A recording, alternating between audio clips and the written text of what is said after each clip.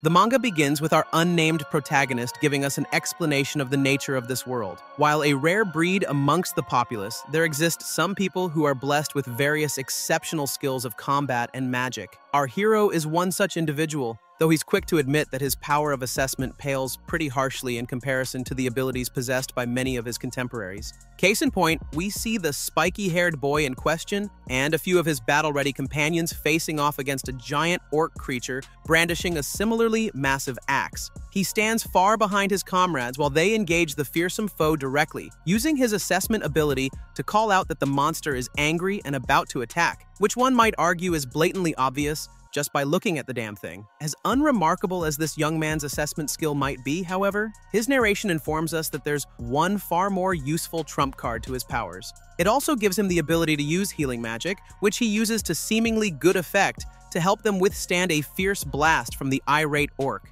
Time jumps forward to the aftermath of the battle, where we see the great green creature's corpse lying in an utterly defeated heap. The group is ecstatic to have finally managed to vanquish the foul beast, with the dark, spiky-haired boy, whose name is revealed to be Negris, lapping appraise upon his light-haired friend and leader of the group, Azel, for a job well done. While just as visibly excited as the rest, Azel makes plain that they won't be resting on their laurels and will push themselves even harder in the future. Their group, the Silver Wings, is on the cusp of surpassing their current S-rank classification and graduating to SS rank, at which point they'll ascend to the upper echelon of this world's societal structure and be able to live as aristocrats. So they need to keep their foot on the proverbial gas. So sooner does Azel start espousing all these positive and hopeful sentiments, however. Does his demeanor change on a dime as he makes the sudden demand that Negris gets the hell out of the party this instant? It's such a random and apparently unwarranted command that the boy initially thinks Azel is merely joking, something that greatly amuses the blonde female of the group. She bursts into uproarious laughter before beginning to read Negris for absolute filth, stating that his lack of combat aptitude and his fairly useless assessments make him nothing more than a parasite that has no business in an elite squad like the Silver Wings. After managing to process his initial shock, Negris contends that his assessment skill can still be of great use to the team, but Azel isn't having it and coldly states that he could just easily be replaced by someone with far more effective utility. Even bringing up his ability to heal the party doesn't help the boy's case, as the leader contends that their exceptional strength means they rarely get damaged in the first place, rendering Negris' little first aid spells just as useless as the rest of his kit, because ending this man's whole career clearly wasn't enough. Azel then goes on to claim that he's only kept Negris' worthless self around these last 3 years due to the two of them being childhood friends, but that ship has sailed and it's time for him to kick rocks. These cruel and callous comments cut straight through to the dark-haired boy's heart, causing him to take a second to reflect on how he and Azel grew up together in an orphanage. They'd made a promise during their childhood to become adventurers together one day, and after his friend awakened to his combat skills and became a force to be reckoned with on the battlefield, Negris did all he could to hone his healing and assessment abilities so he could find his own niche and still be of use in a fight. He was under the impression that Azel and the rest of the Silver Wings truly valued him as a comrade and were committed to realizing their dreams together.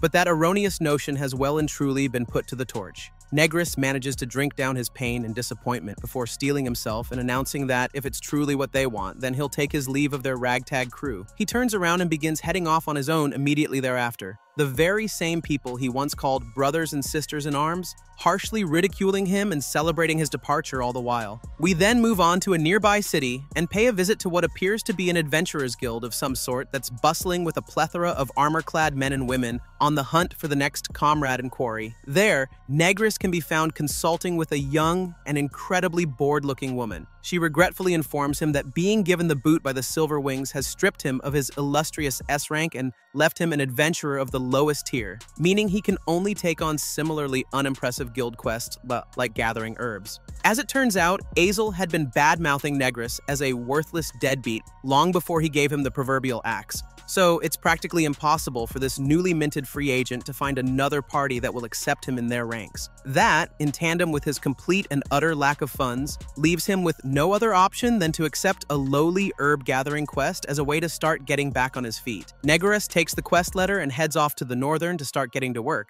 at which point we flash forward to after he's amassed the prerequisite amount of herbs to complete the quest. The good-natured boy takes solace in how these items will, hopefully, make a difference in someone's life, even if it's decidedly less glamorous than waging war against mythical beasts. But his mind isn't allowed to focus on that thought for long before he notices a merchant hauling ass through some bushes up ahead. Negris chooses to give chase due to how out of sorts the merchantman seems to be, though his attention is soon drawn to an overturned carriage in the direction of where the random guy came from. It appears as though the runaway man was the owner of this carriage and might have been beset by bandits, which would explain why he was so eager to quit this place without his precious goods. However, upon closer inspection of the carriage's contents, Negris discovers not goods, but rather a badly injured young girl bearing something he identifies as a slave seal, a mark placed upon enslaved individuals that will activate a painful, magical spell should they ever stray too far from their master. Given the likelihood of the runaway dude from before being this poor girl's master, Negris knows that she's as good as dead unless he renders aid. So he wastes no time in using his supposedly worthless healing skills to not only mend the girl's broken body,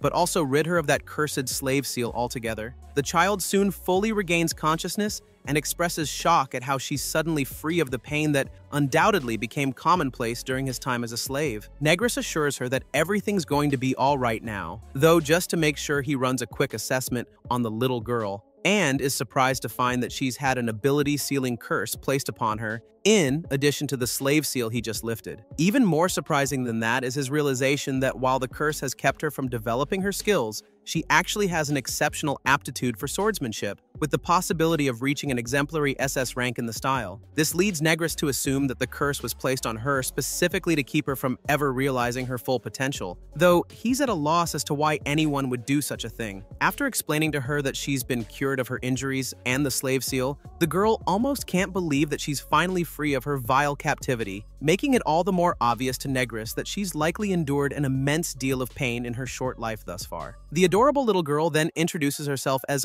Fells, at which point the free agent begins explaining the entire curse situation to her, before inquiring if she has any sort of birthmark on her body that might actually be a curse mark in disguise. Fair enough, Fells confirms that she's had one such mark on her ankle ever since she was born, so Negris takes it upon himself to rid the poor girl of the last of her ailments post-haste. While it proves decidedly more complicated to rectify than the slave seal, he's ultimately able to lift the curse mark, allowing Fells to truly begin developing her exceptional talents should she so choose. To put things to the test, Negris begins instructing the girl on the art of using magic. While she claims to have no prior experience in spell weaving, and he's incapable of casting anything beyond his own assessment and healing skills, the spiky-haired boy succeeds in instructing Fells on how to channel energy into her palms. What results is an absolutely gargantuan magical blast that utterly decimates the forest in its path, leaving Negris mind-blown 6 ways from Sunday that such ridiculous power can come from such a little girl. Thing is, though, when he turns to the so-called little girl to tell her just how impressive her first spell was, he's stunned to find that she's somehow grown into a fully adult woman in the last 8 seconds, complete with a fully adult set of massive knockers. Fells is similarly surprised and visibly elated by her growth, at which point Negris recalls hearing about a race of elves with a high capacity for magic that will often advance the age of their bodies so as to better withstand the powerful magic they're able to wield. He figures she must be one such elf, which brings some rhyme and reason to her sudden transformation. As excited as the little girl might have initially been to now be a grown woman, it quickly occurs to her that her newfound voluptuous frame and the kid-sized shirt she's still wearing don't make for a winning combination. Negris manages to keep his teenage boy hormones under control and suggests that they go find her some more suitable clothing and a hot meal before they discuss their next move. Meanwhile, things don't seem to be going quite so well for the merry band of bastards that gave Negris the boot, as we see Azel and what's left of his crew being hotly pursued by a trio of ferocious, oversized wolf beasts.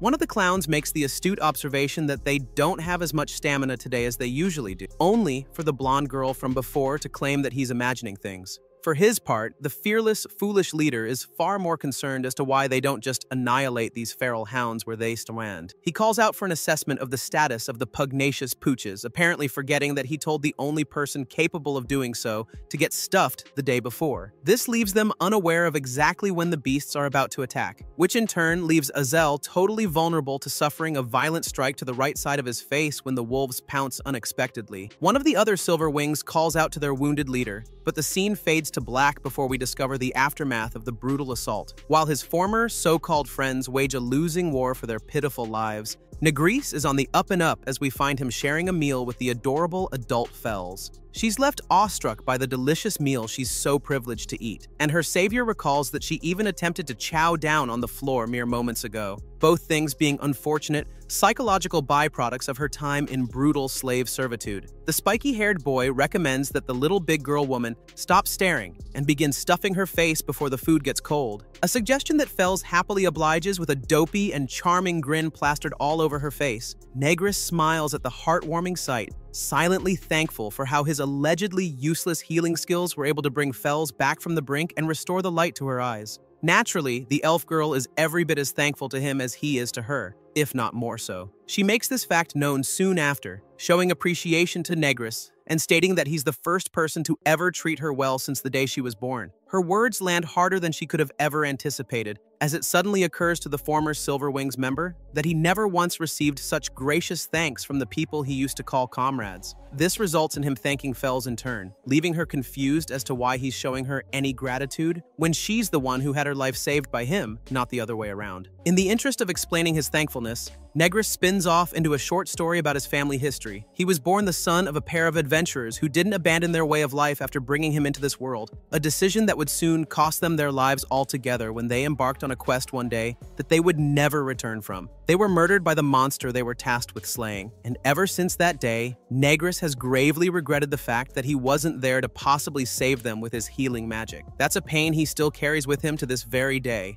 and it inspired a lifelong commitment in him to assist anyone he comes across in any way he can, should they ever be in danger. He explains how that's part of the impetus behind him working so hard in the Silverwings, though it obviously didn't do much to keep him from being told to kick rocks. Fells is endlessly impressed to hear how Negress has managed to turn his personal tragedy into such selfless triumph, and begins frantically shaking his hand as a further showing of her admiration for him. The boy isn't so certain that he's deserving of such praise, so he opts to change the subject by inquiring about his new companion's elven heritage and where she hails from. Unfortunately, Fells has zero recollection of her life prior to being subjected to enslavement, seeing as she's been sold around ever since the earliest memories of her childhood. This makes it clear to them both that she has no home to return to, nor any family to call her own, a mutual realization that begets a mildly awkward silence between the two. The tension is soon cut when Negress raises his hand to present the elf girl with the two options she has on how she can proceed with her life from this point forward.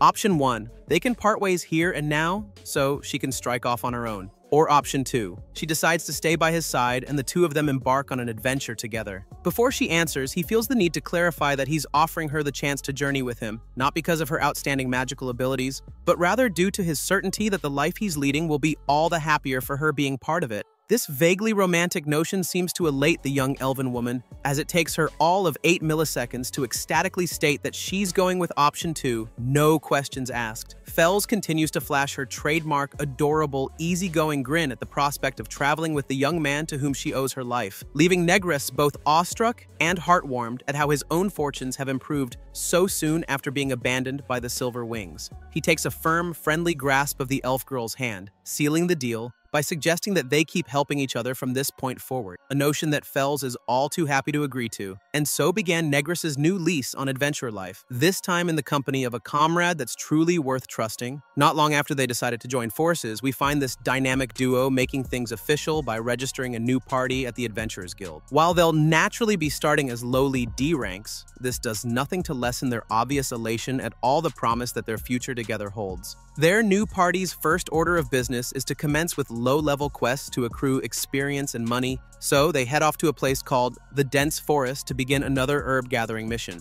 Sometime after Fells makes the incredibly odd and comically random observation that Negress sweats a lot, the pair succeed in amassing the required amount of herbs to complete their first quest together. In the interest of developing their swordsmanship skills, however, Negress suggests that they stick around and hunt some monsters before heading back to the guild house. Their quarry of choice is what's known as a red wolf, which you may recall is the exact same kind of beast that we saw Azel and his ragtag group of goons failing miserably against a while ago. Fells makes no effort to hide that she's somewhat trepidatious about facing off against such a fierce-looking foe, but that does nothing to stop Negress from resolutely waltzing right up to the beast like he owns it. The red wolf, unsurprisingly, doesn't take kindly to the boy's brazen approach, baring its fangs in an apparent attempt at intimidating its would-be adversary. However, when this lowly, D-ranked adventurer refuses to yield, the powerful Pooch lunges headlong at it in a ferocious charge. only for Negress to not only dodge the beast's attack with the greatest of ease,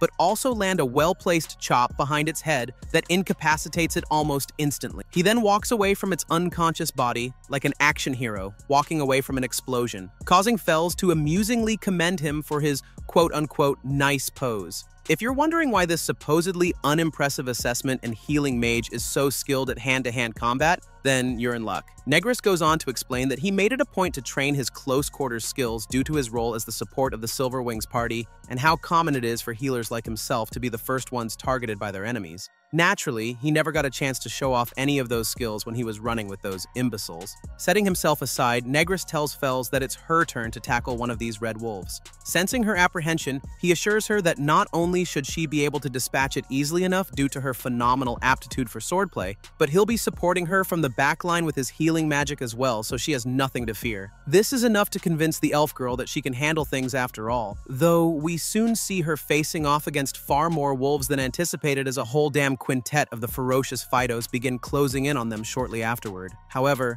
Fells remains resolute in the face of these unsavory odds before brazenly charging forth with her massive broadsword at the ready. Negress' assumption that she'd be able to hold her own while correct turned out to be a grave understatement, as she would go on to skillfully cut down each and every one of the wolves in her way, as if she'd been doing it her whole life. He didn't even have to blast her with any healing spells during the short-lived battle, and the dazzling display leaves the spiky-haired adventurer in awe at how masterfully she's begun developing her own style as a magical swordswoman. After congratulating her on a job well done, Negress patches up what little damage Fells took in the fight, and the elf girl makes note of how her body feels even lighter than usual after having the healing spell cast upon her. This leads the boy to explain how his magic can actually boost his companion's physical capabilities, which itself dovetails into an explanation about how humans supposedly only use 80% of their full physical strength at any given time, but can have that last 20% unlocked through magic such as his. His little biology lesson aside,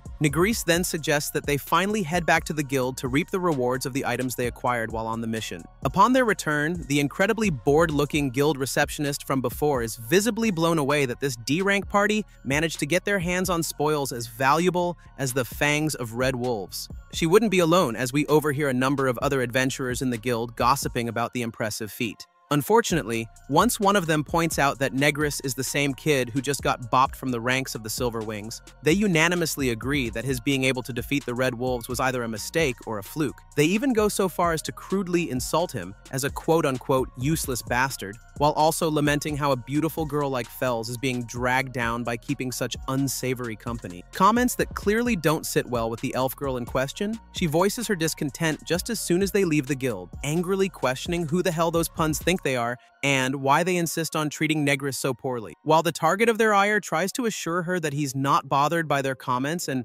reminds her not to cause trouble in the guild, Fells simply can't abide the man who saved her life being shown such blatant disrespect. Negress is glad to see that she cares enough about him to be so upset in his stead, though he admits to being a bit embarrassed by the whole situation and attempts to change the subject altogether by suggesting they go grab a bite to eat together. No sooner do those words leave his lips, however, is their attention drawn to someone's desperate cries that a thief just made away with their goods. The ne'er-do-well in question runs right into Negress and Fells' path and brandishes a knife with every intention of forcing them out of his way so he can make his great escape. But the elf girl clearly has different plans. She dispatches the fool with an almost comical amount of ease, both disarming him and slamming onto the cold pavement in one fell swoop. While the would-be thief complains about her treating him harsher than is necessary, her focus is solely on ensuring that Negress wasn't injured by this sorry sod, which luckily turns out to be the case. The boy lauds her efforts in helping the townspeople, causing the precious young elf woman to light up like a candle and flash another one of her winning grins. This reminds her companion that no matter how well developed her body may be, she's still a 12-year-old girl on the inside. Just then, town authorities arrive on the scene and inquire as to the location of the thief, somehow failing to see him on the ground beneath Fells. They apprehend the criminal and thank the elf girl for her assistance. But it's not long after that the thief begins pleading for forgiveness and claiming that he only did what he did in the interest of providing for his young daughter, despite the distinct possibility of his weak-ass life story being nothing but a load of bull. Negris takes it upon himself to run an assessment on the thief to see if he can confirm the validity of the man's desperate claims. He seemingly does just that, as he soon asks the man if he has an injured hand. The thief confirms as much, expressing shock at how Negris could possibly know this, while also saying that the healer he previously visited said there was nothing that could be done to rectify the issue. He goes on to explain how he used to provide for his baby girl through his adventuring efforts, but after being defeated by a monster on a particularly dangerous quest, his injured hand left him incapable of adventuring any longer, which led to him resorting to thievery to feed his daughter. Luckily for him, Negris isn't quite so certain that his hand can't be healed after all. He has the man unwrap the bandages around his injured tendons and begins analyzing the root cause of the injury. While it will be no small feat to mend such a badly mangled extremity, the knowledge that this man was only injured because he was trying to make an honest living for his family provides Negris with the resolve necessary to push through his doubts and find some way to make things right. As if bolstered by his deep-seated desire to heal this poor man, the spell that the spiky-haired boy ends up casting is a veritable feast for the eyes, sending an array of magical tendrils and orbs outward in all directions, and leaving the surrounding citizens gobsmacked by the raw, unfettered power of his spellcraft. When all's said and done, the patient is floored to find that the wound has disappeared, and his hand is now completely free of pain. Tears begin pooling in his eyes as he realizes that he'll now be able to provide for his little girl through respectable means once more. Though his savior suggests that he abandon the way of the sword and pick up the bow and arrow instead, so he can avoid injuring himself in a similar manner in the future. When the man asks exactly how Negris knew about his lack of affinity for swordsmanship, the boy explains how his assessment magic gave him a full reading of his strengths and weaknesses before wishing him well in his efforts to take care of his daughter. Overcome with emotion and gratitude, the former thief throws himself to the ground and begins singing Negris's praises for rendering such life-changing aid. He also asks the boy for his name, and as soon as he introduces himself, some of the rubberneckers watching the proceedings from afar surmise that this must be the same Negris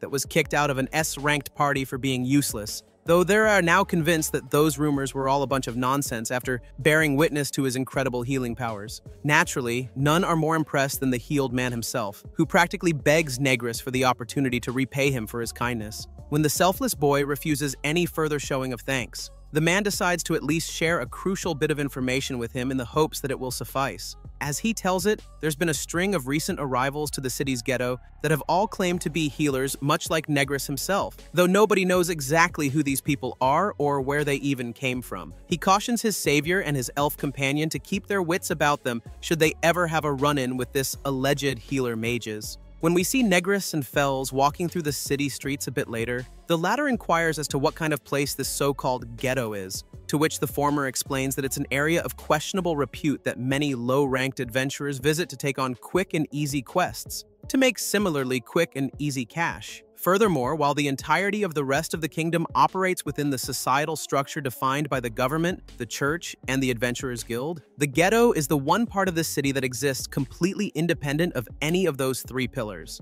The government has recently recognized the ghetto as a place holding great power and has been keeping its eye on the area as a result. And Negris himself decides that it would be in their best interest to take on some quests there so they can more quickly rise through the adventurer ranks. Fells offers no objections to the idea, so just like that, their next destination is officially set in stone. Somewhere deep in the forests outside of the capital city, we catch up with Azel and the rest of the Silverwings crew in the aftermath of their earlier battle with that trio of Red Wolves. While Azel unfortunately didn't lose an eye like he appeared to the last time we saw him, they were still handily defeated by the ferocious Fidos. Both his arm and his pride paid a hefty price in the ill-fated showdown. As expected of someone with his track record of displaced anger and general foolishness, he lays all the blame for their defeat at the feet of the newbie that they brought into their ranks after giving Negris the axe. The boy tries to explain that he did everything that Azel requested of him in the fight, though all he gets for troubles is a sword slash across the arm and a volley of insults as his fearless leader chastises him for not being able to assess the wolves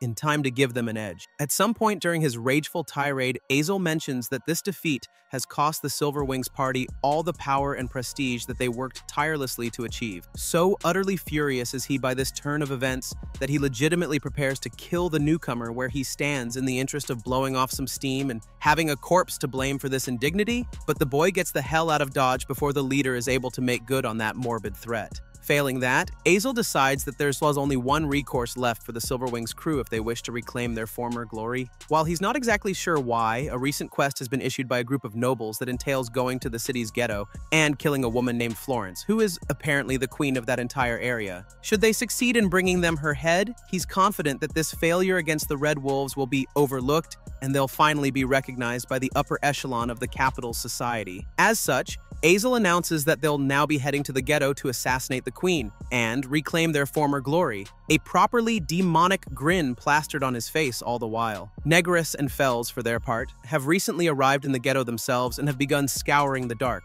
dank streets of the region in search of bed and board. However, all they end up finding is undue trouble, as they're soon beset by a group of goons that block their path. To make matters even more worrisome, these men are somehow able to identify Negris by name before dropping a most peculiar bombshell. None other than Queen Florence herself has demanded an audience with the disgraced adventurer, and he's going to answer her call whether he likes to or not. The goon squad begins running up on Negris and Fells in an attempt to force them to come along to meet the queen, and while the elf girl is quick to assume a battle stance to keep them at bay, the human boy decides that the numbers aren't in their favor and agrees to come quietly to meet the ruler of the ghetto. It's not long after that they're whisked away to a large building and quite rudely shoved into the throne room, at the far edge of which lies the illustrious Queen Florence, a beautiful, dark-skinned woman, clad in ceremonial garb and surrounded by a lineup of her best men. She opens the discussion with Negris by frankly questioning if he's the healer who was recently booted out of an S-rank party, but the boy's obvious unease at this entire situation leaves him hesitant to offer up an answer. One of the queen's men steps far out of line and begins deriding Negris as a famously useless waste of space that they should just get rid of, but the lady clearly doesn't appreciate this punk speaking so ill of her honored guests.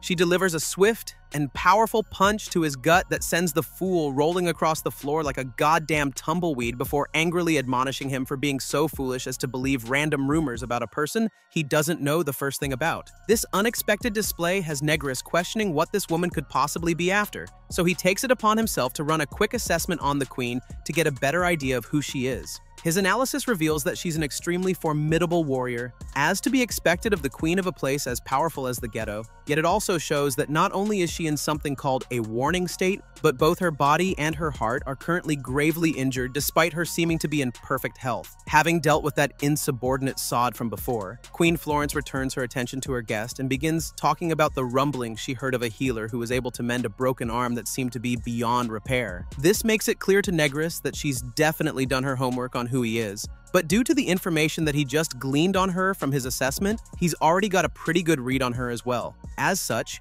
when she prepares to announce the reason he's been brought here today, the boy cuts in and finishes her sentence for her, correctly assuming that she summoned him so that he can heal her broken body and will be forced to quote-unquote disappear should he fail in this endeavor. The lady commends him for his intuition and skill, stating that the rest of the so-called healers who visited her thus far have been nothing but frauds that exploit the poor people of the neighborhood and couldn't cure the common cold, let alone her grave injuries. However, she's confident that Negris will be the one to break that cycle and finally restore her to good health. While the spiky-haired adventurer still has his concerns about what will become of him and fails should he not succeed in mending the queen, he ultimately decides that this is the exact kind of thing he should be putting his exceptional healing powers to use for, and agrees to render whatever assistance he can. That said, he does have one condition. Should he succeed, then both he and his elf companion must be permitted to live in the ghetto. Queen Florence gladly agrees to set them up with the best lodging available should he manage to mend her broken body. And while Fells isn't terribly enthused by the idea of him risking his life in such a way, Negris reminds her that it's his self-sworn duty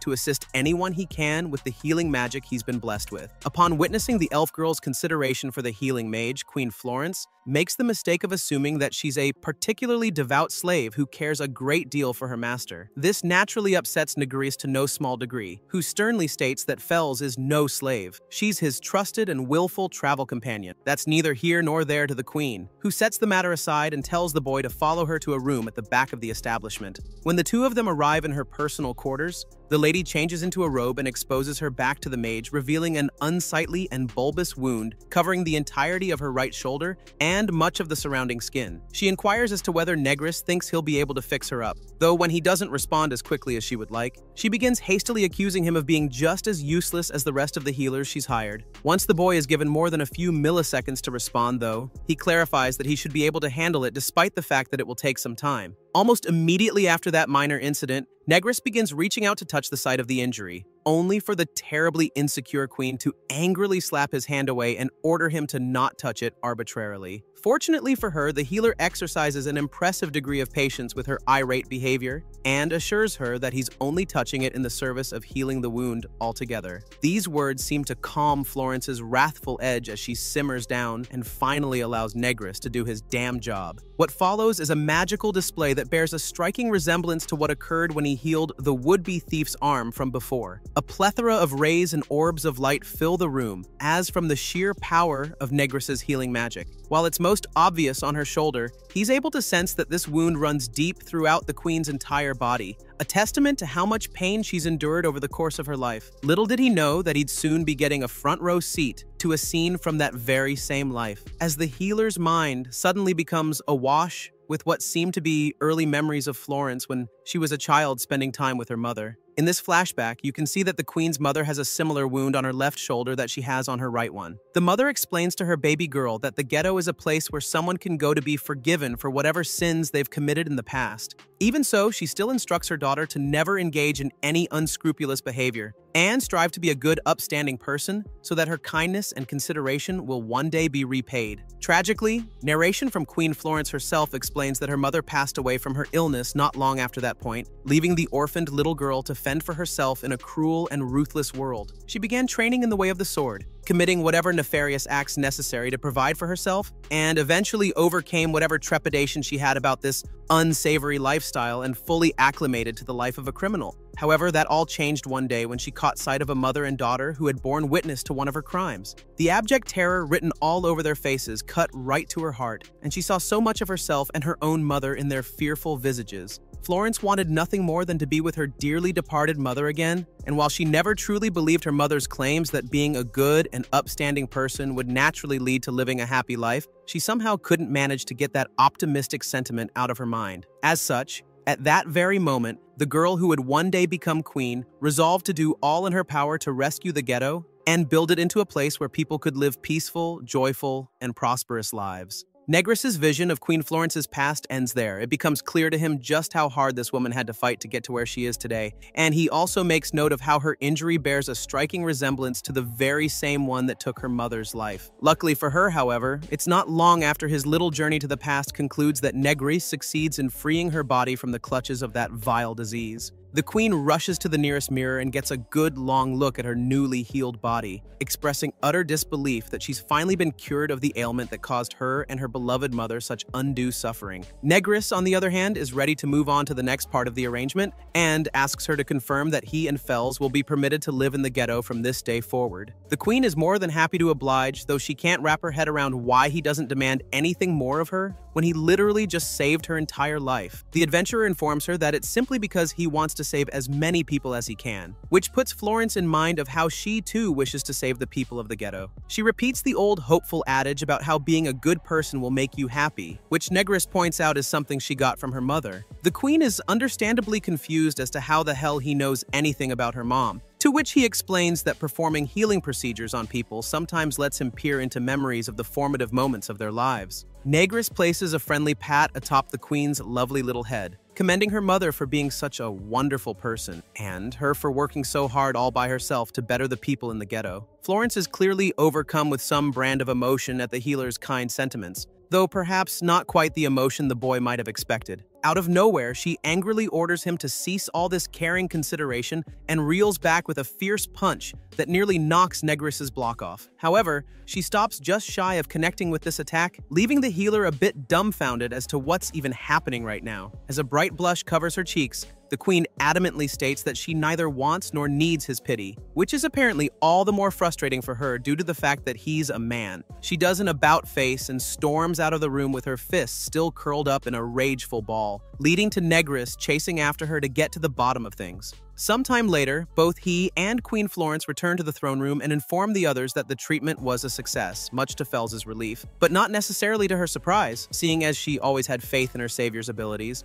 But the Queen's goons are far more skeptical and ask their lady to confirm that her illness has truly been cured by this allegedly worthless D-rank healer dude. Instead of directly answering their queries, Florence announces that it's time for them to start working on building a suitable house for Negress to live in. However, her men make note of how she has the flustered face of a shy little schoolgirl while making this proclamation, which sends them all reeling back at the realization that their great-grand ball-busting queen even has it in her to be so overtly feminine. Florence then addresses her healing hero directly, telling him to let her know if he ever needs anything aside from the house. Fels doesn't much appreciate the queen getting so cozy with her beloved Negress, though, and is quick to place herself between the two of them and question when they became so intimate with each other. Instead of entertaining the elf girl's territorial silliness, Florence cracks a warm smile and orders the two of them to follow her outside of the building. After a short trip through the city streets, they come up on an impressive-looking castle manor that Florence happily informs them is theirs to use however they see fit. Negress' narration notes that,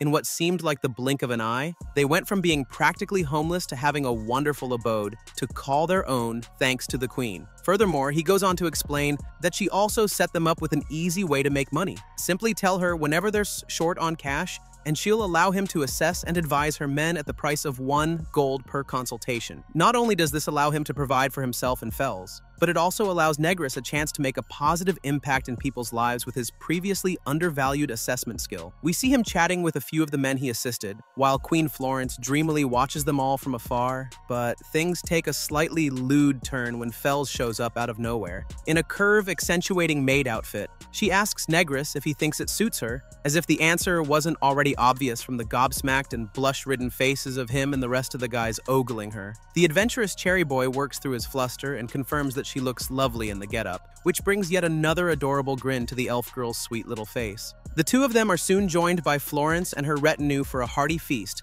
filled with the boastful laughter and loving fellowship that so eluded Negress back in his days with the Silver Wings party. Time then jumps forward a fair amount into the future, where we see Negress and Fels making a rare visit to the capital city in order to raise their adventurer rank at the guild hall. The elf girl makes note of how long it's been since they've been around these parts, before eagerly stating that she's in the mood for a hamburger, which speaks to how much better she's gotten at expressing herself in the time since they first met. Negress decides there's no harm in chowing down before they visit the Adventurers Guild, but no sooner do they walk through the door of the nearest restaurant are they met with the sight of an unfortunate ruckus. Some sorry excuse for a man apparently just finished punching a poor young woman to the ground, insulting her for being what he calls a Nino person, and angrily stating that nobody would ever want to team up with her kind. The girl in question offers no words in response, as the worthless sack of trash that punched her continues to deride her and the rest of the Nino people. A few of the other people in the crowd even joining in, incensed that she's not giving them the satisfaction of a reaction to the assault and insults. He prepares to sock her once again, only for Negress to step in at the nick of time and grab his hand firmly. He orders the brazen little boy to settle down right this instant, and in typical Negress fashion, seems both ready and willing to lay the smackdown should he have the gall to refuse. As opposed to outright refusing to listen, the dastard instead recognizes Negress as the rumored useless mage who is kicked out of the party and scoffs at his unsavory reputation. Then, without warning, he frees himself from the supposed deadbeat's grasp and tells him to get stuffed before attempting to strike him upside the face with a balled fist. Bad move as Negress effortlessly dodges the dumbass's paltry offensive and sweeps his noodle legs, sending him rocketing face down toward the ground, exactly where scum like him belong. Things might have ended right then, and there were not for a few of the looky-loos on the sidelines ridiculing them, for he was so handily defeated by the so-called useless mage. This inspires him to rise to his feet to give things another go, though Fels seems to have a different idea entirely of how things should go down. She brandishes her broadsword and tells the guy in no uncertain terms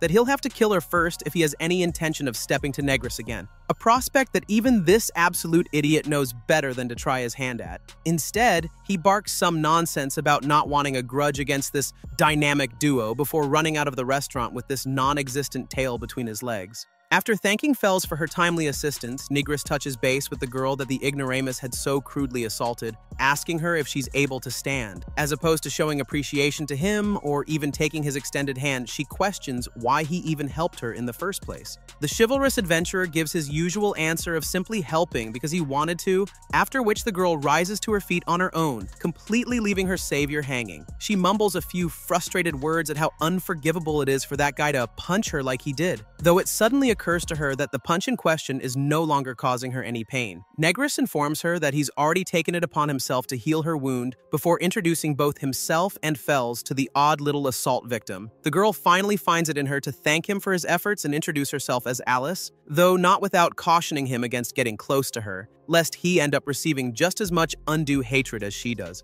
Alice goes on to explain what that punk from before was going on about when they first entered the restaurant. She's from a race of people known as the Nino, who are said to be a useless group utterly devoid of any talent or standout abilities. She was just about to join a party with that dumbass when he found out about her Nino heritage, which resulted in his tirade from a second ago. Fels and Negris aren't trying to hear any of that noise, as they both resolutely state that Alice isn't even remotely in the wrong, and it's those that discriminate against others that are trash, not her or her Nino people. This is likely the first time the young Nino girl has ever received such fervent support, as it takes her a second to process their wise words before a proud grin creeps up on her lips, and she eagerly agrees with them. She even goes so far as to suggest that those who hate her for her race are simply envious of her prodigious talent as a mage, which piques Negris' interest enough that he asks for her permission to use his assessment ability to see just how talented she really is. With an adorably smug grin still written all over her face, Alice encourages the boy to do as he pleases, and her claims are proven to be true just as soon as he runs the numbers.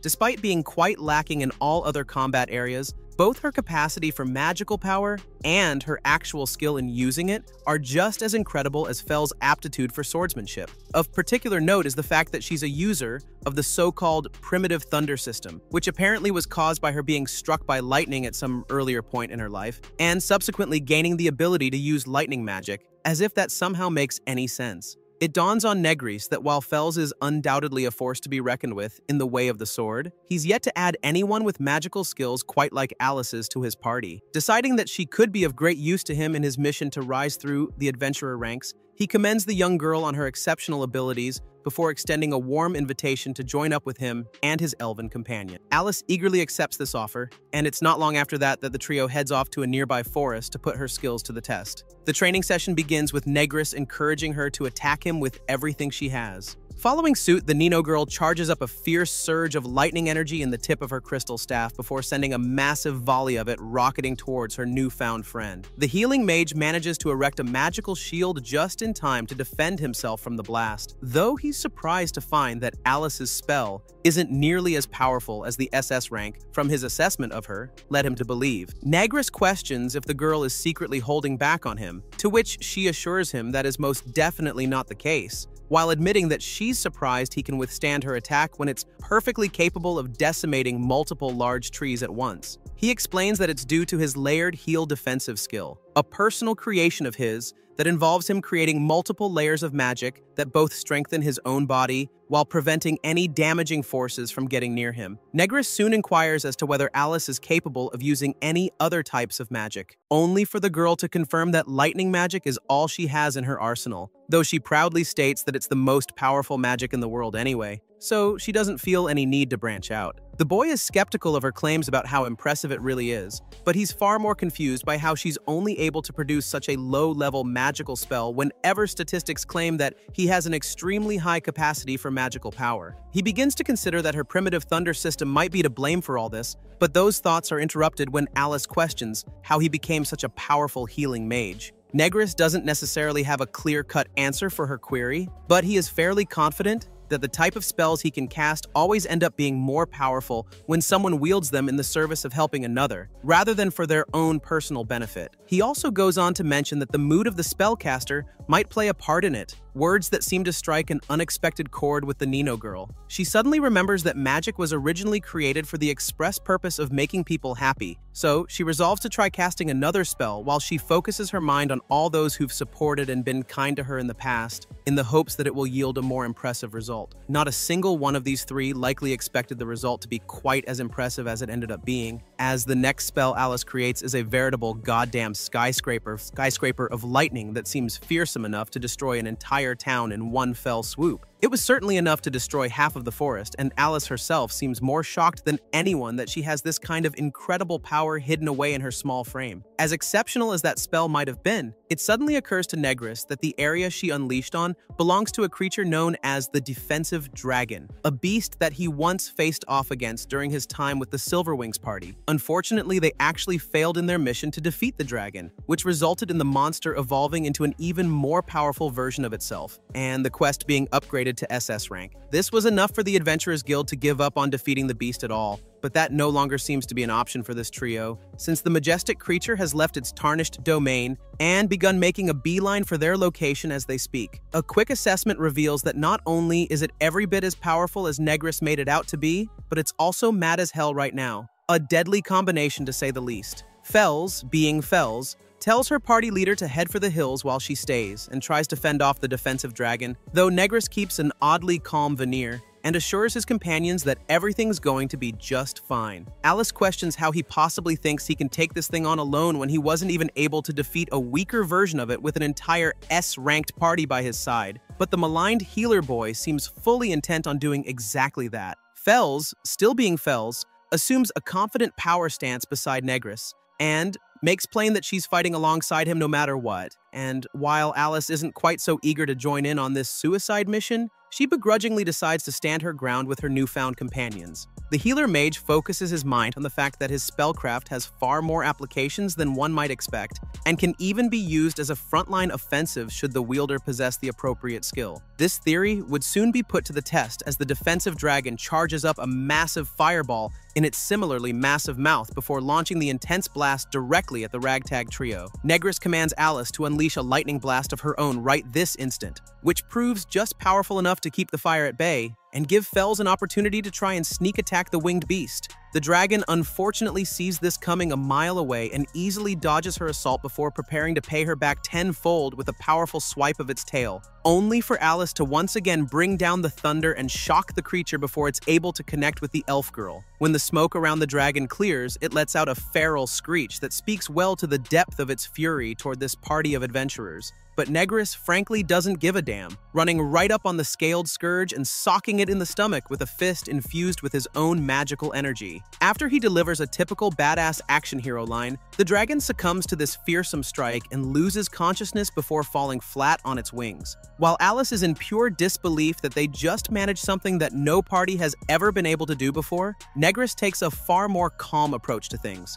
So calm in fact that he immediately begins healing that winged wonder, much to the Nino girl's confusion and anger. He explains that it's necessary to get it back to good health to restore the forest, contending that you can't blame the poor dragon for being so upset that 3 random kids blasted its home to smithereens without warning or provocation. Alice attempts to argue the boy's point, only for Fells to inform her that this kind of selfless, forward-thinking behavior is simply who Negress is. Shortly thereafter, the dragon wakes up and proves to actually be quite adorable when it isn't trying to delete people off the face of the planet. It seems to have an unspoken conversation with Negress, in which they come to an understanding that results in the human apologizing for damaging its forest before the winged beast flies back home without harboring any more ill will towards the party. Alice is left momentarily speechless at the exceedingly unusual display of consideration and kindness. When she finally finds the gumption to speak up, she asks Negress to confirm that she really wants her to be his comrade. He does so without question, and she admits to wanting to be in his party just as badly. But before she feels comfortable officially joining up with him, there's one question she needs answered. Considering how powerful he is, what could he have possibly done to get booted out of the Silver Wings in the first place? This query is obviously the cause of some discomfort for Negris, but it's one that he resolves to answer all the same. To do so, he begins telling the story of his life, starting with the death of his parents that occurred when he was still a wee little tyke. Left alone with nobody to rely on, he had no other option than to work as a slave for the sake of providing for himself and eking out a living. However, when his village was beset by monsters one day and completely destroyed, he was sent off to live in an orphanage in a faraway town. There, he met and befriended Azel, who eagerly invited him and his assessment skill into the adventurer party that he one day wished to form. While he originally believed that their friendship was genuine, looking back on things now, it would seem as though Azel only ever truly cared about what Negris could do to help the party succeed, and the higher they rose through the ranks, the less and less non-combatants like him were valued by the rest of the crew, which ultimately resulted in him being summarily kicked to the curb by the Silver Wings altogether.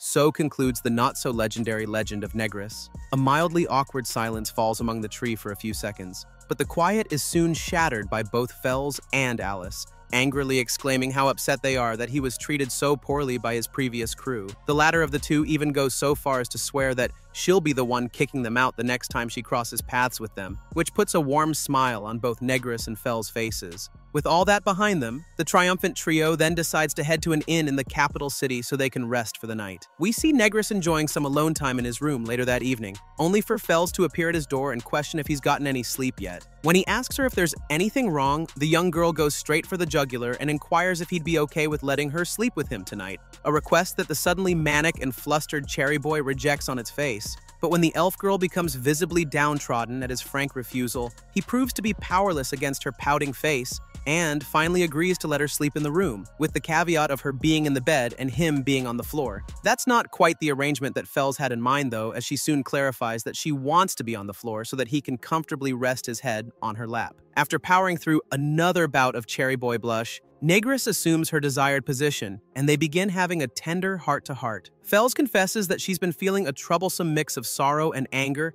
after hearing about the injustices that Negris faced over the course of his life, and she simply can't understand why anyone would treat a person as kind as him so poorly. She declares her desire to become a party that's just as powerful, if not more so, than the Silver Wings, while also assuring her savior that she'll never leave his side, no matter what the future brings. This touching sentiment leads to Negris taking stock of the 3 cherished comrades he's made since being kicked out of the Silver Wings, and the positive impact they've all made on his life. He somberly thanks Fells for both her kind, considerate words and everything else she's done for him up to this point, before slowly but surely drifting off to slumber, cradled by her tender, loving touch. Elsewhere, a decidedly less tender, loving team has finally found their way to the ghetto, none other than Azel and what remains of the once great Silver Wings. The maniacal leader makes their aim abundantly clear. They've come to kill Queen Florence and reclaim their former glory. Nothing is going to stand in their way. Before the Silver Wings properly begin the operation, we're shown a flashback to when they first received the order to assassinate the Queen. It came from an unknown nobleman who claims that the ghetto is in possession of a similarly unknown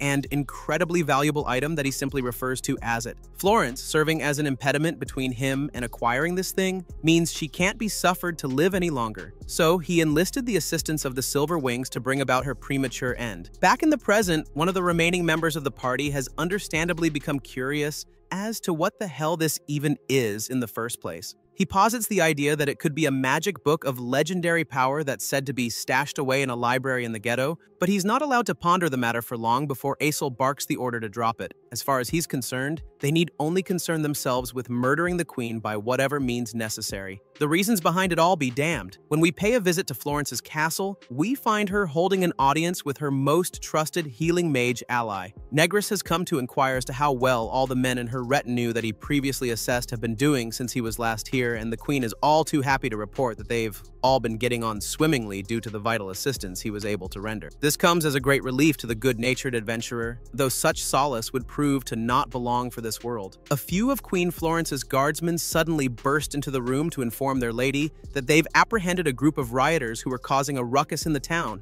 And who else could this turn out to be other than Azel and the rest of his little goof troop? Negris is instantly taken aback by the unexpected arrival of his old not friend, so much so that he doesn't even have it in him to identify the guy when Fels asks if this is the same Aesol that her leader grew up with. Aesol, on the other hand, has no qualms with brazenly calling out to his childhood buddy, albeit only to continue where they left off and lambast him as a useless waste of space. The overeager lout would soon become well acquainted with his assassination target, as Queen Florence wastes no time in strolling right up to Aesol and landing a devastating kick to the side of his stupid face. Suitable punishment for anyone who dares insult the man who so graciously saved her life. She proceeds to question if Negris knows these dastardly bastards, to which the young man finally confirms that these are indeed the Silver Wings that he once called comrades. Florence figures that they must have been planning some sort of a track on her subordinates, and asks the healer if he reckons they should be put to death for the transgressions. But Negris reckons that they're not even worth the trouble it would take to kill them. Taking his opinion into account, the queen decides to just furiously order them to get the hell out of her city and take Aesol with them, who was hilariously knocked unconscious by that brutal foot-to-face contact from a second ago. After they're dragged out of the throne room by a gaggle of Florence's guards, Fels and Negris are left wondering what could possibly be the reason for them coming all the way to the ghetto, the latter of whom is hardly convinced that they're simply to attack random townspeople. Florence, however, is far more concerned with how such obvious idiots could possibly be S-ranked adventurers when they can't possibly hold a candle even to the young man that they ejected from their posse. While he'd no doubt love to stick around and rake those fools over the coals a bit more, Negris informs Florence that he and Fels have a special training session with Alice tomorrow and must therefore take their leave. After we see them bid the queen a fond farewell, we then check to see how Aesol and the rest of the Iron Feathers are faring after being so handily humiliated by the same woman they were supposed to kill. Perhaps unsurprisingly, Aesol is less concerned with Florence and more frustrated by how Negris has once again managed to surpass him. His rage-filled mind flashes back to a time far flung in the past when he and the healer were still just little boys in the orphanage. After easily besting one of the fellow orphan boys in a practice battle, Aesol walks up to the studious young Negris and asks if he's been able to acclimate himself to life at the orphanage yet. Before the mild-mannered boy can even answer, the far more boisterous one encourages him to let him know if he's ever being bullied by anyone. As the self-proclaimed strongest kid around, he'll take it upon himself to protect him from anyone who would do him harm. You might be wondering how such a sweet and considerate young boy could turn into the Aesol we know today, and you'd have your answer shortly afterward, as the flashback shows Negris having praise lavished upon him by all of the other orphans after he awoke to his assessment skill. While the others are all incredibly impressed by what he's now capable of, baby Aesol takes serious umbrage with how he's no longer the center of attention despite being infinitely more powerful than Negris in a fight. This marked the birth of his resentment towards his so-called friend, and as we return to the present day, we see that very same envy and hate on full display as blames Negris for everything that's gone wrong for him in recent memory. The lone female of the Iron Feather, or Silver Wings, or whatever makes the surprisingly astute point that it's not Negris, but rather Aesol's own words and actions that have led to their present misfortune. However, all she gets for all the reason and logic is an order to shut the hell up and remember her place. Just then, the foolish fraud catches wind of a horse-drawn carriage trotting down a path nearby. He begins bearing a devilish grin that speaks to him having a none too savory plan of how to use this carriage and the innocent people manning it to help solve his current slate of problems. When the next day rolls around, we peep in on the magic training session that Negris mentioned to Florence the night before. There, we find Alice wielding her monstrous lightning spells to great effect, though the healing mage among them still recommends that she learns to tone things down, unless they have another run-in with Mr. Defensive Dragon. Negris then notices that Fels is lacking her usual cheery charm and almost seems to be angry about something. When he inquires as to what's up, she confesses that she feels as though she's plateaued in her swordsmanship and hasn't been able to make any meaningful growth in recent times. This leads to Negris performing a quick assessment to see if her claims can be verified, though all he finds is that not only have her sword skills improved considerably since the last time he checked, but she also somehow managed a loyalty stat that exceeded 100 points, something he hadn't even thought possible. He comes up with the idea to ask Florence, who's an even more powerful swordswoman than Fels, to assist in her training and assure the elf girl that all will be well in time. Just then, Alice starts waxing rhapsodical about herself and how masterfully she's learned to control and contain her lightning spells. While Negris gives her a half-hearted seal of approval, it occurs to him that watching Alice excel at her magic has likely inspired a competitiveness in Fels that resulted in her earlier concerns about her swordsmanship. He begins pondering about how he could possibly ease the tension here, but the attention of the entire party is soon drawn to the sound of a nearby cry for help. The good-natured trio quickly mobilizes to go assist whoever is in danger, at which point they see Azel facing off with the guards of that carriage from before as he and the rest of the Iron Feathers attempt to hijack them. Negris angrily calls out to his former friend, asking exactly what the hell he thinks he's doing. The megalomaniac explains that they're simply attempting to replenish their goods and armor with this carriage since the ones they're currently using are all broken, something he claims is Negri's fault.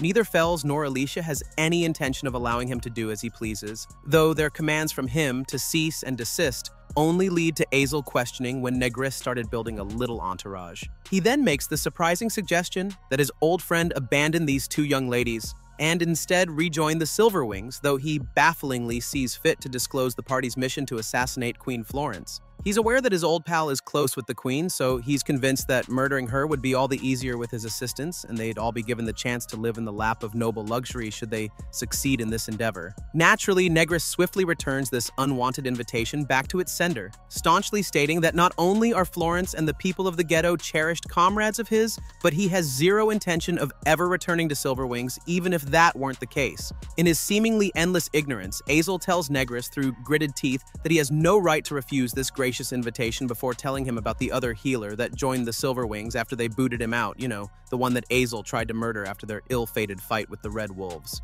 Since Negris is at least more useful than that worthless whelp, he figures that it's best for everyone that they simply go back to the way things used to be. In the interest of emotionally manipulating him into rejoining, Azel then attempts to lay blame for the fact that the other healer was almost killed at Negris's feet, claiming that it's expressly because he quote-unquote left that the other guy nearly lost his life. By this point, Fells has heard just about enough of this horse manure and furiously warns him against insulting her precious leader again, only for Negris to caution her against wasting her blade on scum like Azel. Azel, for his part, doubts that such a supposedly weak girl like Fells could ever hope to defend her savior in the first place, thoroughly unaware that she'd fold him like a wallet in seconds flat were it not for his childhood friend's intervention. However, it's soon revealed that the only reason Negris intervened at all is because he wants Azel all to himself. He gets all up in the unhinged ignoramus's grill and flatly states that he'll be his opponent, not his elven companion. Azel begins laughing up a storm at this allegedly worthless healing mage,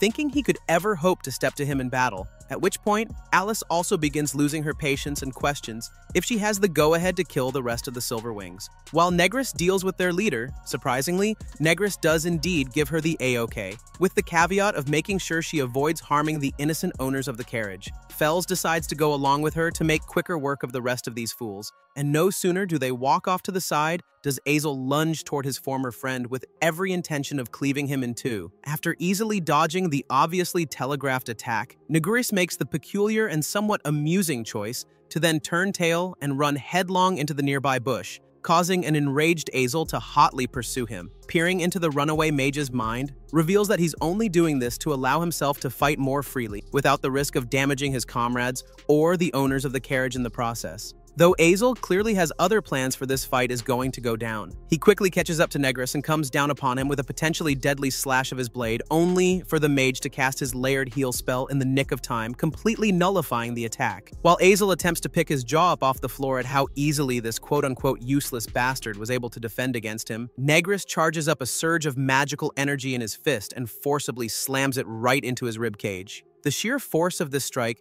leaves Azel crying incessantly about his badly damaged ribs, and the person responsible would soon add insult to this injury by immediately healing the disgraceful dumbass. Despite having been healed like this countless times in the past, Azel is legitimately confused by what just happened. Negris tries to explain the process, while also pointing out how his former friend never once noticed or appreciated all the times that he received this sort of treatment during their adventures together. But this absolute idiot instead tries to convince himself that his own strength is the reason that he's no longer feeling any pain, not this deadbeat's magic. When he tries to go in for another overhead slash, Negris just casually knocks Azel's enormous sword from his feeble hands before demanding he accept the truth of everything he is and isn't. When Azel subsequently falls to the floor in sheer flabbergast, this dominant deadbeat finally gets the chance to tell him about himself, stating that he didn't administer that healing spell out of pity or due to their history as friends, but rather because this foolish fraud has to atone for the sins of his past.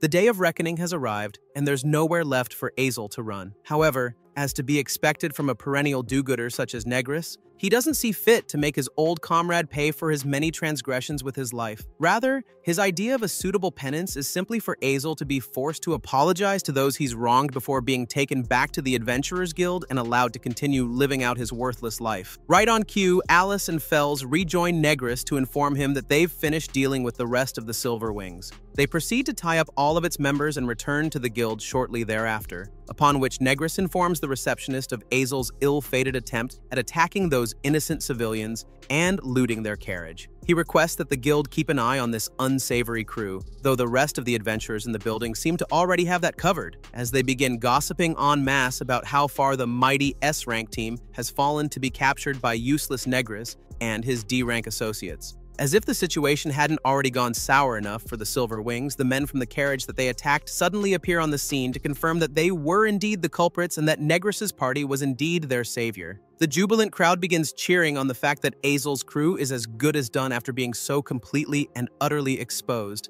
and the receptionist of the guild assures everyone that she'll see to this case personally. However, she notices that the imperiled party seems to be missing their fourth member, the one that joined shortly after they gave Negris the boot. The other two members of the Silver Wings waste no time in accusing Azel of hacking him to bits, desperately pleading that they had nothing to do with it and that all of their present misfortune is entirely their leader's fault. The receptionist pledges that a thorough investigation will be launched into all of this party's misdeeds, and in the meantime, they'll be handed over to the Capitol Guardsmen for safekeeping. As they're hauled away like the criminals they are, Negris ponders as to what exactly will become of them once the dust has settled on this whole charade. The receptionist lady informs him that due to the severity of the attempted murder charge, the lot of them will likely be put in permanent chains and forced to work as the slaves of nobles for the rest of their natural-born lives. A highly ironic fall from grace for the group that so badly longed to be nobles themselves. While the receptionist expresses shock that an S-rank party could be composed of such unsavory sods,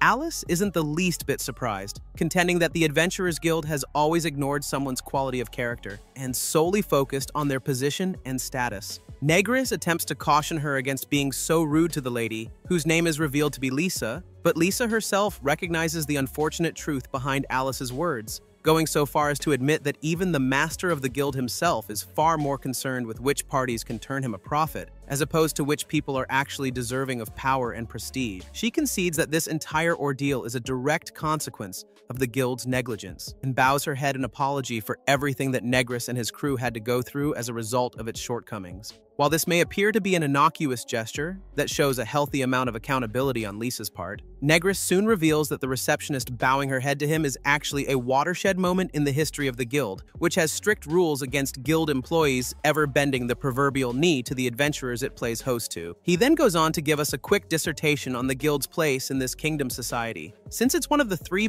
primary pillars of the country alongside the government and the church, it runs the risk of being extremely harshly scrutinized should any of its adventurers ever commit a heinous crime like Azel and the Silver Wings. As such, the guild has always strove to exert its power and dominance over the adventurers that work for it in the interest of keeping them in line, which also means that a guild official bowing their head to an adventurer can be seen as a sign of weakness or subservience. Since Lisa is bowing to not only admit to the guild's shortcomings, but to also acknowledge that one of its parties turned out to be a band of criminals, it's pretty much a worst-case scenario for the public perception of the entire organization. Negris recognizes Lisa as an upstanding woman who's ready and willing to take responsibility even for things that weren't directly her fault. So he hastily encourages her to stand tall, only for the lady to completely ignore his pleas and maintain her bowed position. Thankfully, a guardsman arrives on the scene shortly thereafter to squash the awkward moment by requesting that everyone involved in the Silver Wings case come with him to assist in the follow-up investigation. The two men from the carriage begin to take their leave to go with the guard, but they end up bringing Lisa along with them when she asks to bear witness to the investigation to learn more about the situation firsthand. With all that hullabaloo finally put to bed,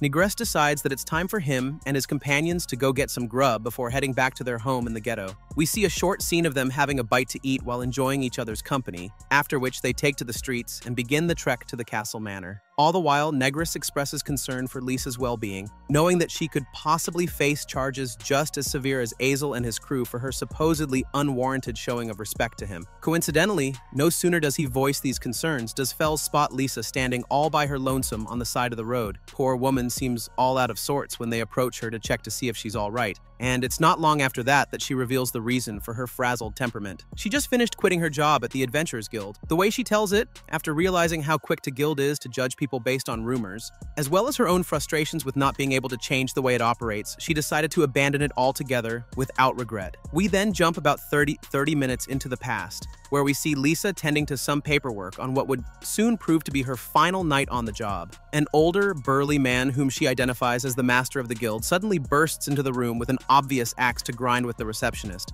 He's apparently already caught wind of how she bowed her head to a low-ranked adventurer and is enraged at how she so direly disgraced the entire guild's reputation. He also takes umbrage with how she quote-unquote admitted to the Silverwing's bad behaviors, though his very particular choice of words clues Lisa in on the fact that the guildmaster has actually known about their unscrupulous behavior this entire time and simply chose to turn a blind eye to it. The guildmaster has no qualms with openly and angrily confessing to what Lisa has accused him of. He explains that S-rank parties like the Silverwings have put the Adventurers Guild in the good graces of many esteemed nobles. So it doesn't matter if Azel and his crew are literal pieces of human trash, so long as they're helping to rake in the dough. But that's all been ruined both by Negrice's allegedly worthless party and Lisa's apparently unnecessary honor and dignity, much to the guildmaster's extreme chagrin. The soon-to-be former receptionist is shocked that her employer is so willing to play fast and loose with the law when somebody nearly lost their life in this entire incident, to which the gruff old bastard proudly exclaims that nobody gives a rat's ass about those without money, property, and status.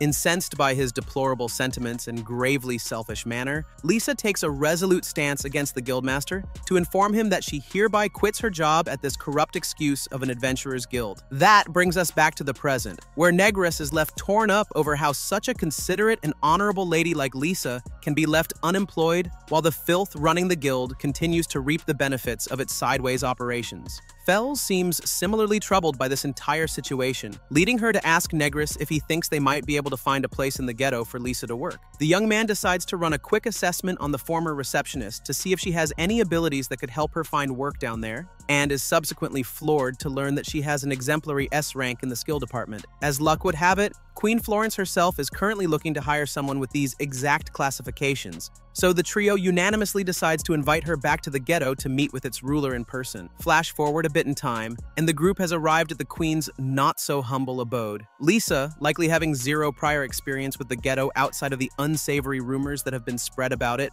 instantly loses her cool and begins thinking that she'll be made to work as a slave down here. Even after Negrice assures her that she'll be subjected to no such thing, Lisa finds a new reason to go ballistic when she's shocked to realize that the fabled Queen Florence actually exists. Florence understandably begins to complain about how noisy this little newcomer is being, and while she recognizes that Lisa has exceptional abilities that can be of use to her, she's profoundly upset by the prospect of hiring a woman when literally every single one of the rest of her employees are big, burly dudes. After Negrice gives her the hard sell on Lisa's abilities, however, the Queen concedes that the ghetto is in fairly dire need of exactly the kind of skills that Lisa has to offer. The young man even mentions how her time as a receptionist would make her a suitable person to run a school down here, an establishment that can equip the next generation of citizens of the ghetto to live far more prosperous lives than the one that came before them. This is more than enough to convince Florence to welcome Lisa into her neck of the woods with open arms, though she's quick to remind the woman that she'd better be thankful to Negrice for marketing the hell out of her. While Lisa, Fells, and Alice jump for joy at having found the receptionist a new place of gainful employment, the Queen pulls Negrice aside to ask why he even brought this woman down here in the first place.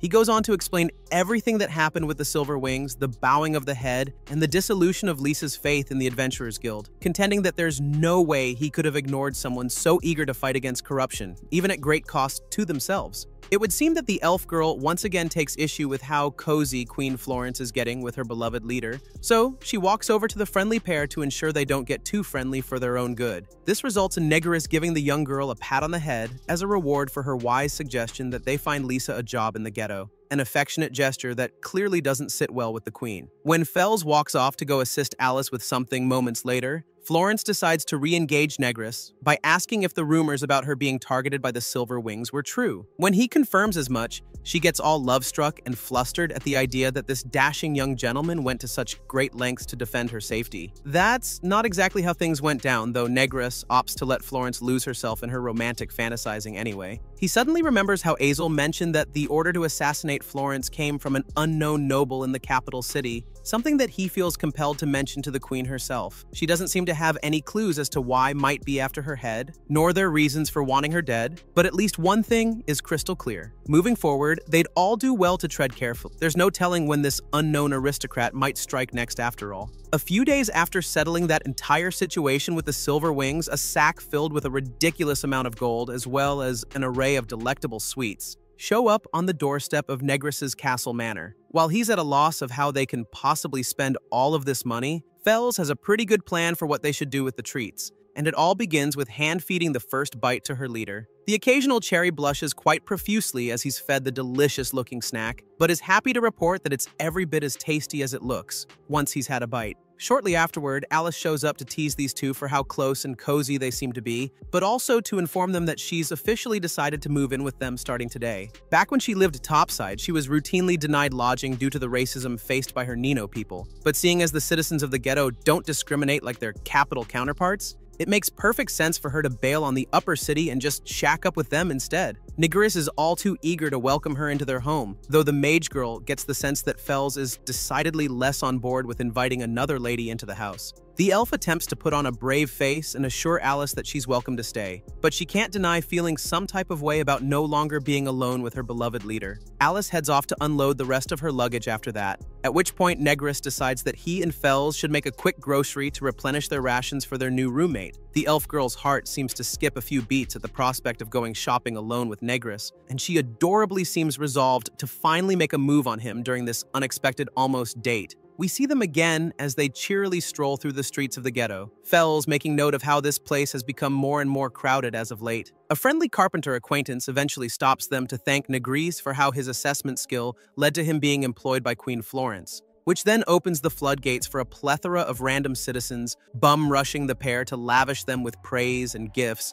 for all the good they've done for the people of the ghetto. Things change when a precious little girl soon appears on the scene and questions if Negris is the one who's capable of healing people with magic. The young man confirms as much under the assumption that she needs his assistance in some way, only for the girl to happily reveal that he already saved her father's life at some point prior. The father she's referring to arrives seconds later and scoops the adorable child up in his arms, admonishing her for so carelessly running around without his permission. After taking a moment to place this man's face, Negris realizes that he's none other than the thief that Fells apprehended and whose arm he personally healed way back when. The man lavishes yet more praise upon the healer for allowing him to resume his work as an adventurer and provide for his baby girl, who herself affectionately refers to Negris as Big Brother while thanking him for rescuing her dear papa. Although clearly a bit overwhelmed by this cavalcade of gratitude, the young man smiles brightly all the same, no doubt ecstatic to learn what a positive difference he's been able to make in the lives of so many people. After the pair of adventurers finish shopping, they'd have a timely run-in with yet another person whose life they've left a major impact on, none other than the former Adventurers Guild receptionist Lisa, now an assistant to Queen Florence,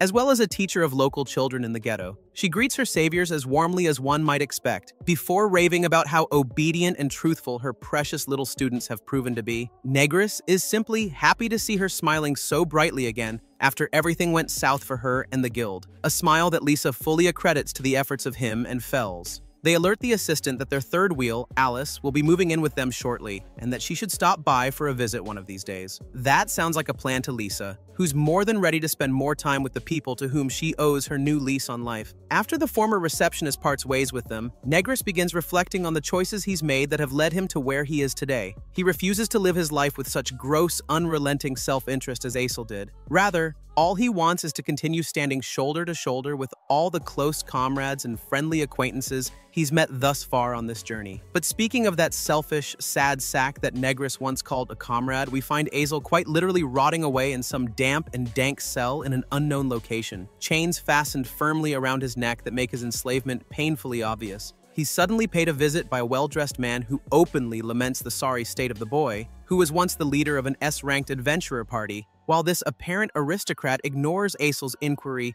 as to who the hell he is. The unknown man seems to know the downtrodden former adventurer all too well, as he questions if he's forgotten that he still has a mission to assassinate Queen Florence. The mere mention of that ill-fated quest clues Aesel in on the identity of this person, the very same old man who issued the order on Florence's life in the first place. When the young slave makes plain that he still wishes to take the queen's life, the older man is so impressed by his resilience that he decides to give him another chance at tending to that unfinished business. He gives him a magical summoning stone that will allow him to call forth an ancient weapon of incredible power. Unlike the usual magic techniques that are at their strongest when used in the service of someone else, the aristocrat explains that this so-called formation magic is most powerful when fueled by personal desires, a perfect fit for one as self-centered as Aesel. The older man activates the stone shortly after explaining its particulars, at which point a voice speaks forth from the reservoirs of energy stored within. It repeatedly asks Aesel what it is he wishes to accomplish with this formidable power,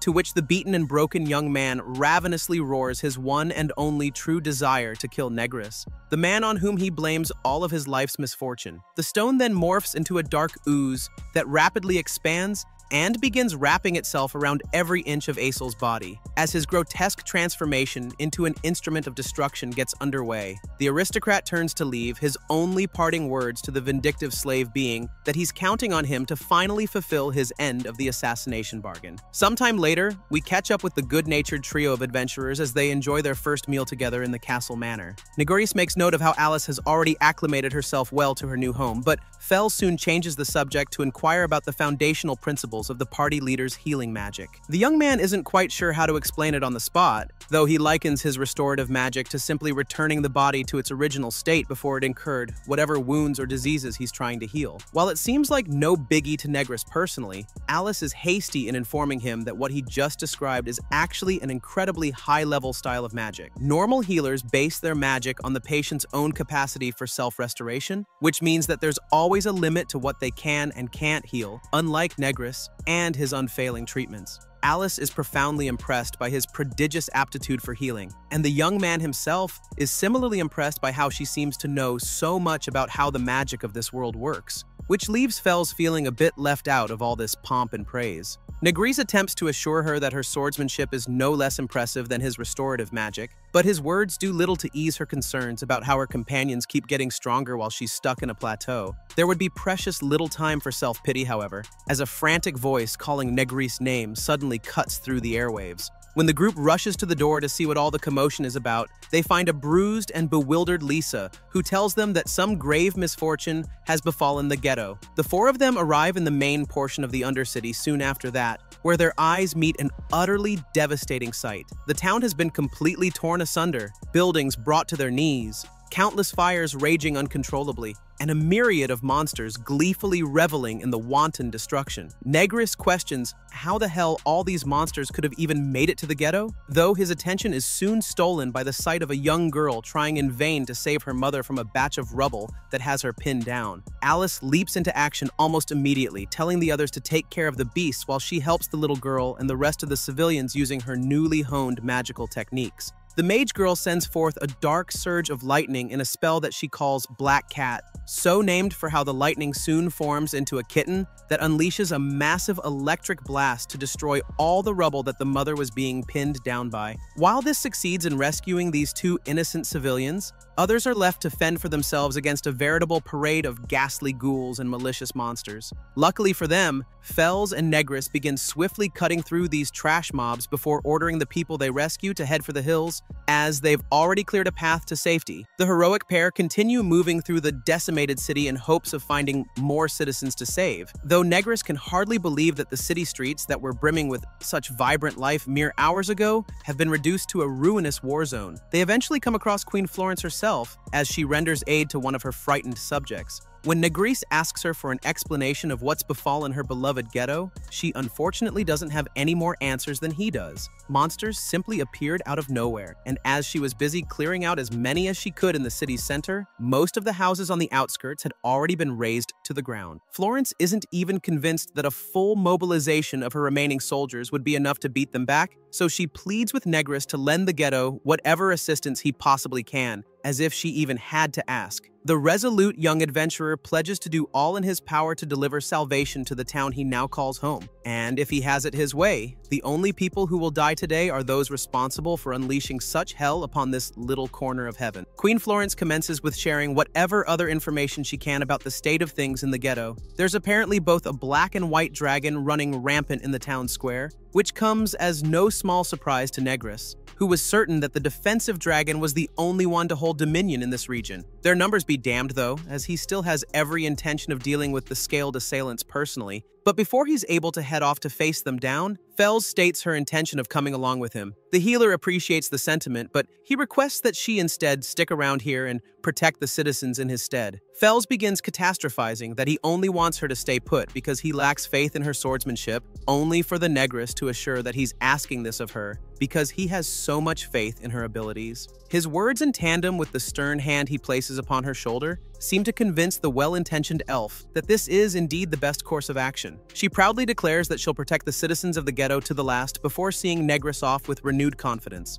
The fearless leader heads off deeper into the city, knowing full well that he'll require Alice's strength if he has any hope of subduing the draconic threat. Fortunately, he manages to find her and her unnecessarily adorable magical cat in short order. Negris inquires as to whether she's able to utilize magic from a considerable distance, to which the mage informs him that her black cat is not only capable of exactly that, but can also erect a defensive wall even without her assistance. This inspires enough confidence for the healer to suggest that they leave this area to the superpowered furball while they head off to face the dragons, though he doesn't actually vocalize that second part, and instead just scoops Alice off the ground and informs her that he wants her to cast one of her spells within city limits. The Nino mage is baffled as to why he thinks one of her massively destructive attacks is even remotely suitable to use in a place that they're literally trying to rescue from destruction. She pipes down and goes along with him when he sternly states that he'll need her power to save the ghetto. The pair eventually arrive at the centermost point of the city, where they find a gargantuan dark dragon standing over what seems to be the lifeless corpse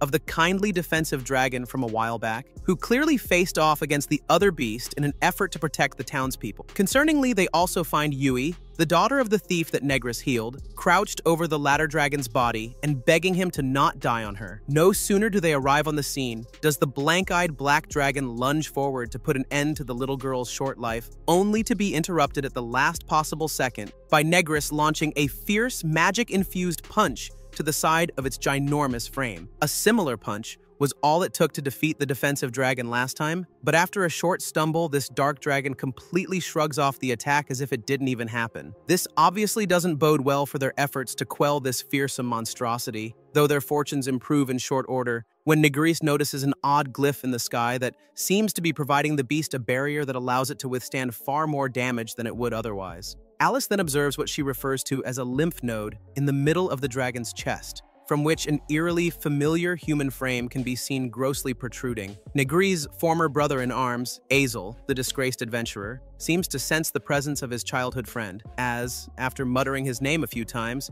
he suddenly unleashes a primal roar of his arch-foe before beginning to give chase. The target of Azel's ire thinks quickly on his feet and scoops up little Yui before he and Alice attempt to get the hell out of Dodge. The mage girl fires off a fierce volley of lightning magic to try and dissuade Dragon Azel from pursuing them, but the aforementioned barrier deflects the spell with worrisome ease. While they continue to haul ass, Alice sees fit to explain that the glyph in the sky is what's known as a magic formation, which you may recall was what the old aristocrat who gave Azel this power also referred to it as. She describes it as a long-forgotten device of ancient times with phenomenal magical capabilities, this one in particular resulting in glyphs in the sky that completely nullify both physical and magical attacks wielded against its user. Luckily, Alice also is familiar enough with this device that she knows there's a limit to how much of a beating it can take. As such, she resolves to use every last bit of her lightning magic to overload the cursed thing and pierce through Azel's defenses.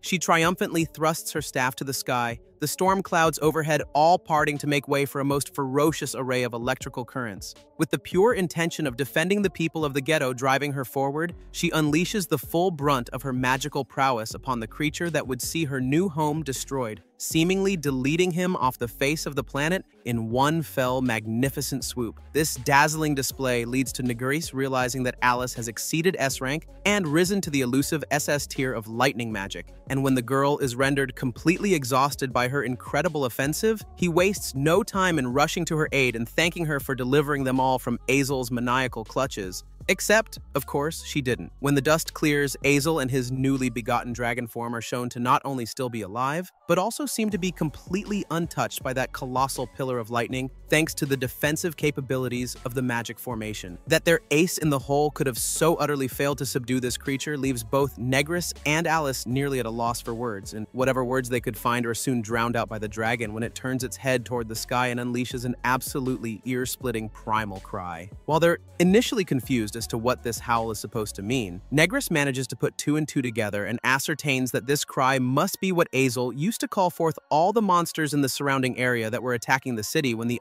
first arrived on the scene. This also means that they can expect a second battalion of those very same creatures to be on the ghetto's doorstep before long, as if they don't have enough problems to contend with as is. The true hopelessness of the situation begins bearing down on Negris's mind. Aside from the oncoming onslaught of monsters, their strongest attack was literally useless. Yui is a defenseless little girl who can't be expected to escape without their assistance. Alice has used up all of her magic and can no longer fend for herself, and Azel won't stop this madness until he's certain that his childhood friend is 6 feet under. That last point leads to him setting Alice down and ordering her to do all she can to get herself and Yui to safety while he deals with the dragon alone. The gravely concerned mage girl tells Negris that he doesn't stand a chance in hell against this thing on his own, and while he's well aware of that fact, he doesn't see any other option for dealing with this terrible threat. He tries his damnedest to get Alice to leave his side and get to safety, though his impassioned pleas are interrupted by the sudden arrival of the cavalry, Fells, and Queen Florence.